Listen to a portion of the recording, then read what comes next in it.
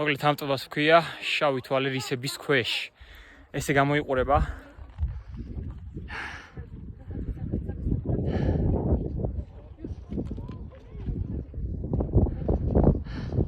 და ეხლა განახებთ ამის მეორე ვარიანტს. ქვემოთ როცაა და როგორი მაგარი ხედია. ვაიმე.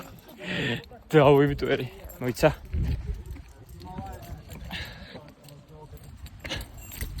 ოპა.